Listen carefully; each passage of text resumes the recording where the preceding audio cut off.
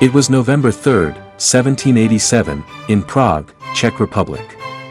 The world-renowned and historical musician, Wolfgang Amadeus Mozart, was about to premiere his new opera the next day. However, Mozart, a genius in music, was also a genius at procrastinating.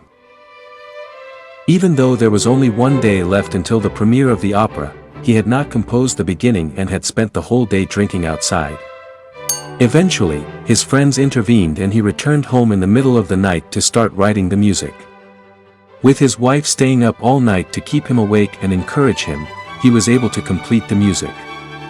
However, due to the lack of time to copy the score and practice, the scheduled performance was ultimately postponed.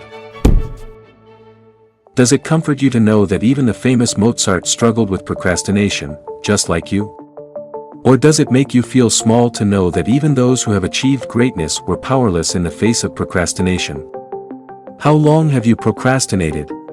Imagine if we were given 10 days. If we start on day 1 and don't get distracted, finishing around day 7, we can leisurely revise our work or rest for the remaining 3 days and meet the deadline. But if you're a procrastinator, you'll probably ignore your to-do list until at least day 5. Why do we fall into the pit of despair every day without even starting our work?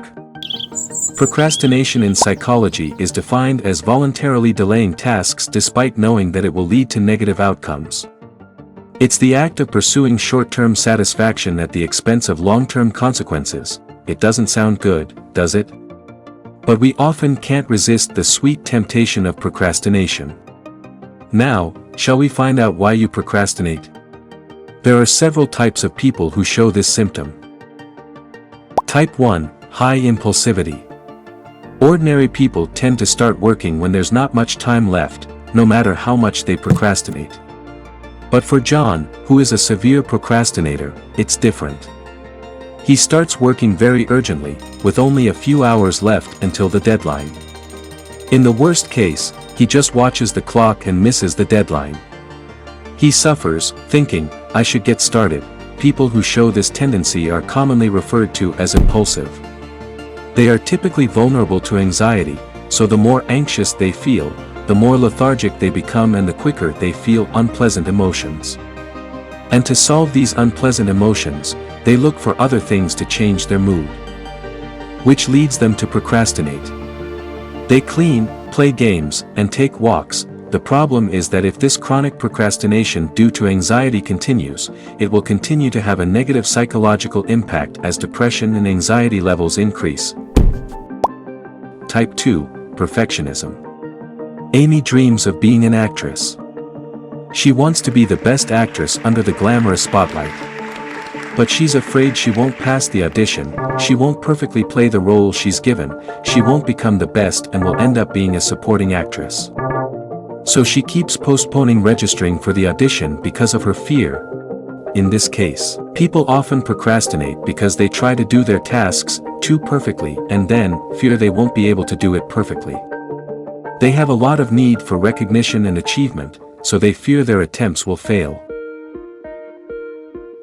They not only pursue perfection in their work but also fail to set the order of tasks. This increases their anxiety, making it difficult for them to even start the first step. Type 3, pursuit of deadline achievement. David, a columnist for a magazine, always procrastinates until 5 days before the deadline. He pushes himself to the limit, maximizing stress. When he can no longer procrastinate, he enjoys the heightened sense of achievement that comes from completing the work. This is a deliberate use of anxiety and pressure. Although they have a habit of procrastinating, they have the will to get the job done compared to other types. Type 4, lack of judgment. Susan needs a lamp for her new house. She thinks both options are okay, which leads to her not making a choice at all. In this way, people sometimes procrastinate due to a lack of judgment caused by anxiety about the information they have, their abilities, skills, choices, etc. This is the so-called indecisive type. But if they have reliable information or someone to provide such information, their procrastination can improve a bit. Type 5, anxiety about the result. Claire has been postponing her health checkup for 2 years. Her body is healthy without any problems. However, she's anxious about potentially receiving bad results from the health checkup, which leads her to postpone the test. There are also people who procrastinate because they are afraid of getting bad results. They avoid confrontation altogether because they are afraid that if they have a conflict with someone and then face them again, the result will be worse. Did you waste your day online shopping again today? Do you have a lot to do but want to start with cleaning? The start of treatment and development is to observe yourself from a third person's perspective and acknowledge it. Find out why you procrastinate every day. What type were you?